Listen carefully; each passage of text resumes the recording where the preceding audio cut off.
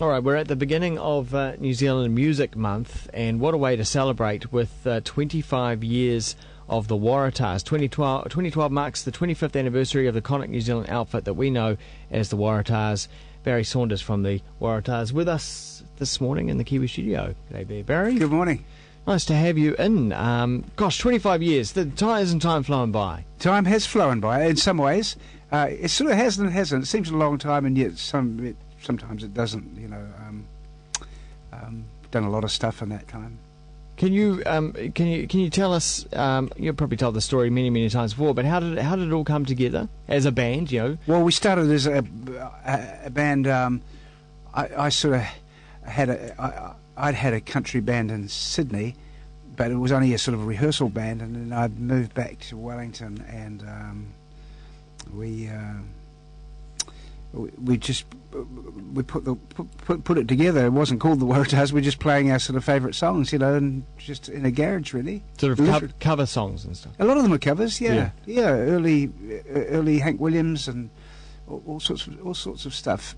Lots of stuff, crazy old cowboy songs and stuff, and then we did a couple of nights at the Cricketer's Arms. Yeah, and that was that. It just had a life of its own. Did anyone emerge as the sort of songwriter of the band? Well, that was me, really. I wrote sort of Maureen, and Wayne and I co-wrote Hands of My Heart, but I wrote Maureen and Fool's Paradise and St. Peter's Rendezvous and all those, and everything sort of since, really. And but the band does write the songs because in a way, because it's got its own sound, and it doesn't matter what you put into the machine, it comes out sounding like the Warratahs, Did you ever think of yourselves as a band that came from a particular area of New Zealand, or just generally a New Zealand band? Just generally a New Zealand band, yeah. Yeah. A lot of people that didn't know us thought that we were sort of a American country band or something, but it's never been like that at all. It's been like more of a New Zealand folk band, really, than a country band. Because it's funny, when you end up overseas, it's less important exactly where you come from in New Zealand. Yeah. you come from New Zealand. Yeah. But when you're in New Zealand, you're like, no, I come from Christchurch. Oh, people in New Zealand are very much into being from New Zealand, and sort of some sort of identity check, Because some people, with that whole episode with the ferry, would probably think you're a Wellington band or something. Yeah. Or you constantly exist between Picton and Wellington. Yeah. In a state of floating, eating, whatever it was, yeah. Yeah, at the casino on the... Yeah, oh God. We're on it next week. Are you? Yeah. No, really? Yeah, going down to Picton and Are you going to play on it? Never played on it yet, except in the ad. Because a lot of bands do that. They do, yeah. It's a good thing, actually. For free passage. Yeah, if you've got a band and you want to get across, then it's one of those great little New Zealand things that hasn't been jumped on. Yeah. Normally you think, oh, no, we can make some more money out of that, but the Inter-Island have been really good. It's a wonder that in New Zealand haven't introduced it for bands. Playing on the plains, that's a I idea, isn't it? Up and down the aisle. How are your sea legs, though? I probably couldn't do it. They're not bad. They're not bad. It's funny, when we shot that commercial, I think we spent 2 or 3 days on it, going back and forth, and it was incredibly tiring. Something about... it's exhausting being on a boat, being at sea, that sort of... I don't know what it is. If it's not just trying to keep your balance, it's the wind in your hair when you're up on deck. It's all exhausting. Yeah. I find personally, anyway. And driving the boat as well. Yeah, that's right. How often do you guys get together? You, Nick, Morris, and Nick? We get together when we need to play, which is usually it's reasonably regularly. We don't tour anything like we used to. We usually these tours that used to go on for 8 months, and that's really how we made our name. But constant touring, eh? Constant touring, because the band's so mobile, the music's so mobile. We can set up in a room acoustically, or we can set up with a big PA. And winning over fans from it sounds cliche, but Cape Reinga to Bluff, but literally all the little small towns in between. Was a bit like that, and radio helped at the time too, because we got some airplay. Those first 4 singles got played quite extensively. Yeah, and so it all clicked, and Waka Atwell made some clips for us, and they got played. Yeah. So everything sort of lined up. It was just sort of, it was a time. I think it was a time when people were sort of wanting something, or just ready for something different, because there was a lot of pop music around at the time, and we just sort of went in between the grooves somewhere, and it was different. Having had those earlier radio hits, did that set in stone a residual income for the years ahead from radio airplay, APRA fees, that kind of stuff? Well, a little bit for those first few years. Not now, really. We don't get enough airplay to sort of show on the Richter scale. Do you get any now. support from sort of the classic stations? I think we get a little bit. I'm not quite sure. I think they play Maureen a little bit. No, maybe we haven't been around long enough yet. So people turning up to the gigs, you're sort of relying on them having that passion of still playing the music at home rather than hearing it through the a little bit of that, radio. Or having seen us. People who turn out to our gigs have very often seen us before. Yeah. Although there's younger people turning up now that haven't seen us, that heard their parents' records. Yeah, right. But you keep your own musical flag flying with your own I've got a solo thing going, and I make records of my own, and that's great. It doesn't produce what the Warratahs produces. It's funny, you make a name and you're with that name forever. Particularly in New Zealand, I've never had a hit by myself. I've had some good albums, very good albums, and but I've never had a hit song. Yeah, maybe Rescue Me was close, but I'm still very much part of the Warratahs. As far as people perceive.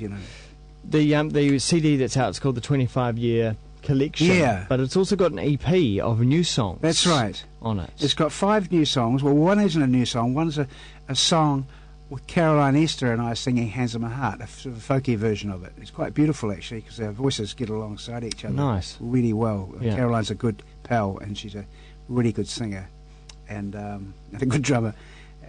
But it's just her and I with an acoustic singing that, and there's 4 new tracks. One live from Littleton, and the single Coupe's Tears. And when Littleton recorded where? The Harbour Light.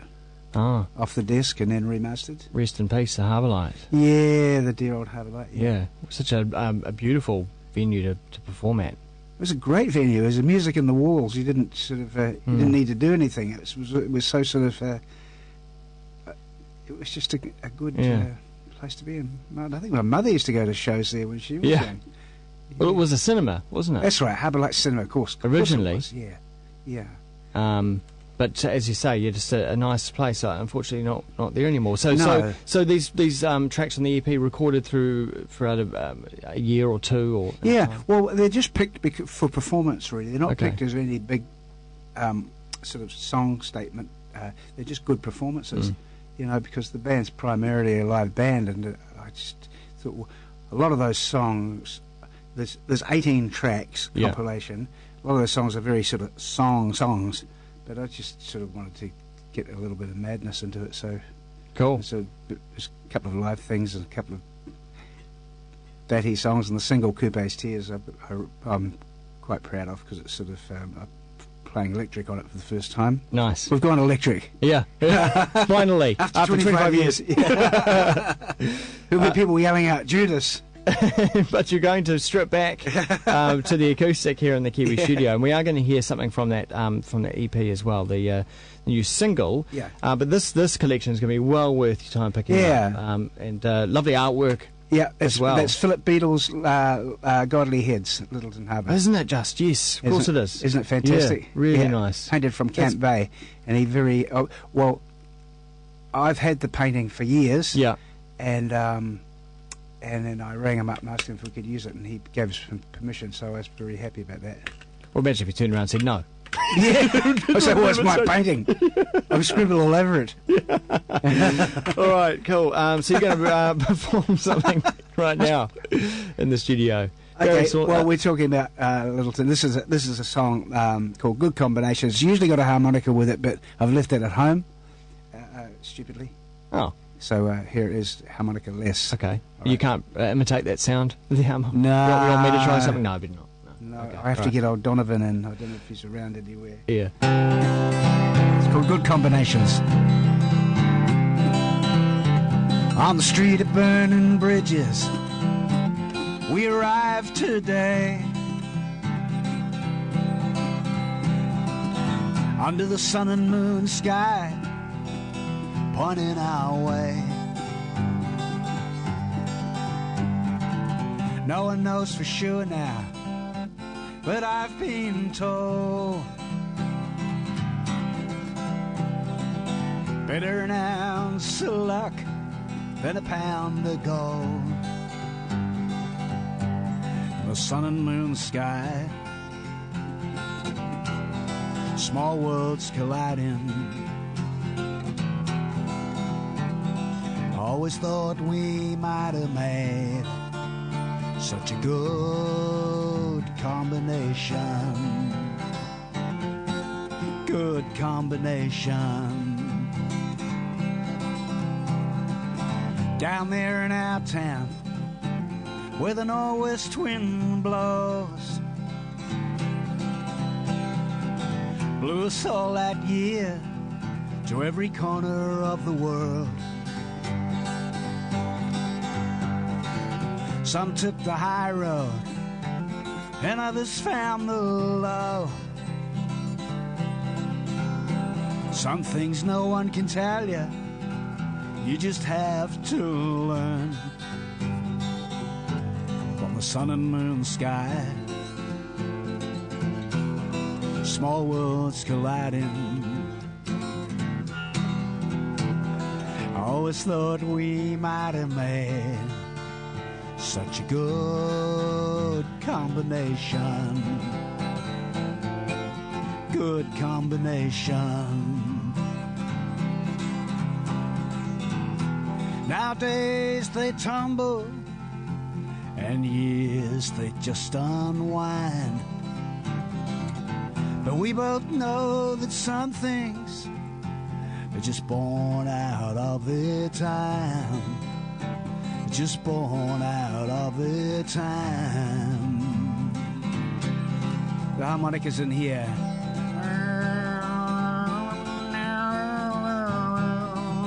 Substitute it for steel there.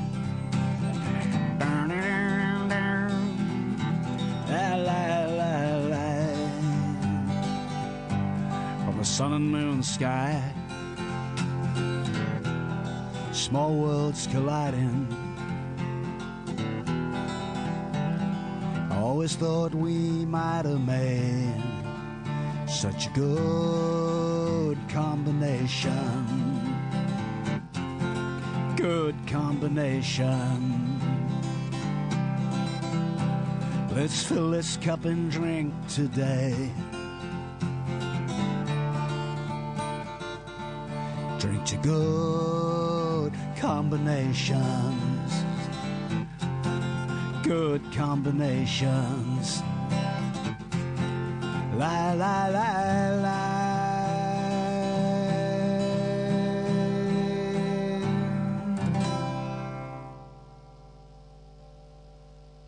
Oh yeah, Barry Saunders of the Warratahs fame. A good combination is Barry Saunders with an acoustic guitar in the Kiwi studio. That's what a good combination is. Good. Really nice. Why don't you collect the whole set is what I reckon. There's 1988, Only Game in Town, Yep. Too Hot to Sleep in 1989, Wild Card in 1990, Yep. Big Sky 93, One of Two Things in 2000, and the more recent one, Keep On, in 2006. And now the Warratahs 25-year collection. Yeah. Collection. Golly gosh, what a great set of songs is on this album, and well worth getting a hold of. Plus the new tunes as well. Great. So we're going to go out on the single and video. This is a video done as well. Yeah, Tell it's us a about the video shot by Brian Cooley for us, and this is it's a video for Coupe's Tears. It's in black and white, and it's quite sort of dramatic looking. It's great. So well worth searching out. That'll be on Yeah. YouTube, no doubt. Yeah. up there on the web. And it's up on the web. Yeah. It's a great website as well with a whole bunch of links. Warratahs.co.nz as we head, and that'll also give you the tour dates. We should talk about the tour. Good, yeah. Which is starting really very very soon. In fact, this Thursday in Wellington at the Bodega. Yeah, and then the day after, being Friday, is the theatre in Stratford, Taranaki. Yep. And then the Devonport, the Masonic in Devonport on the Saturday. Yeah. And then we start the next Blenheim on Blenheim. Friday, May 11. Blenheim, thank you. And the Geraldine Cinema, that'll be nice. That'll be good, yeah. May the 12th, and at the Ducks Live. And the Ducks Live. On Sunday, May 13th. And we finish it up there because one of us has to go away, and then we're going to finish off the tour in winter and do South Canterbury and cool. Otago. So we're going to break it up into two things. So yeah. Sort of give ourselves something to do in winter. Yeah, give everyone something to do in winter. Well, go to warratahs.co.nz. They have all the details there and how to pick up tickets and whatnot. What can you tell us about Coupe's song?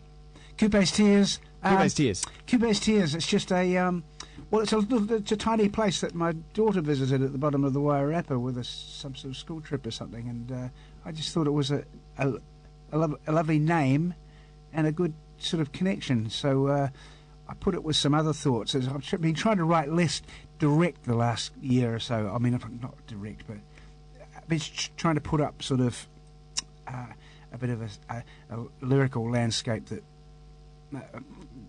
people can sort of climb inside of it if they want to. Okay. A bit more like that. So it's one of a group of songs like that. It's just sort of a series of thoughts, really. Cool. And of course, always songs. Everyone takes their own. Yeah, they do. They will, yeah. It's funny.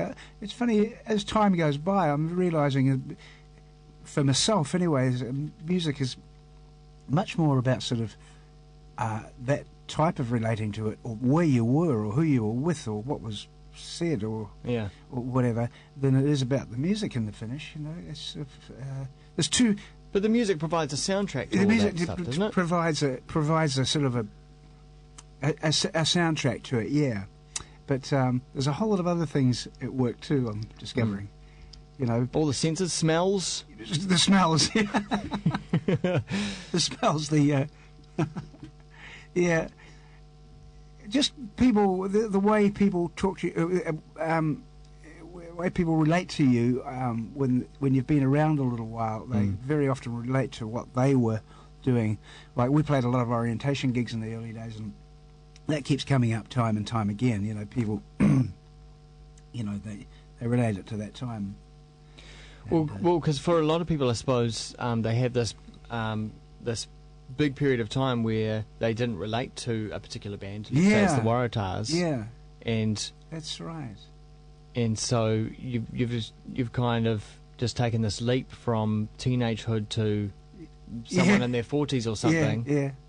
And that's right. Your relationship with them is only back then. It's quite something to get your sort of head around. And it is. It must happen to a lot of other bands. Well, too. It's also like people who meet their heroes, don't they?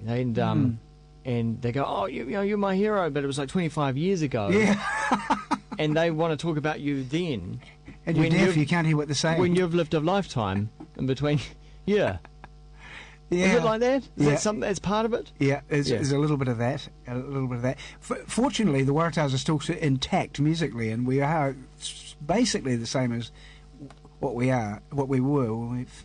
were when we first started out. We haven't sort of become something else. So you've got these bands that are tragic, right? That did all this stuff in the early 20s or whatever, and then they broke up, and then they went off and did office jobs, and then they want to come back and reform and relive something. Whereas you guys have gone through the journey. Yeah, there's a lot of bands who haven't. Yeah, there is that. That's very true. Yeah, a lot of people have sort of thought, well, I'll just come back to that later on, but we never did that.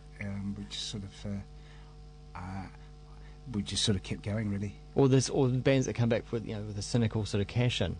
And I'd love to do a cynical cash-in one day. I have to admit it, but I can't see it coming up in the. This is it. This is it. The this album. is the Warratahs. What am I talking about? Yeah. Year collection. Ka-ching! Straight to number one. What am I talking about? We should have had little cardboard cutouts with it. And everything. Yeah. Listeners, go make it happen. Get this to number one, and we'll do the cynical cash-in. Number one by next week, please. Anyway, we were going to play the single Coupe's Tears. Coupe's Tears. Coupe's Tears. Yep. And Barry Saunders has been my guest from the Warratahs. Thanks very much for joining us today. Thank you for having me. Great. Cheers.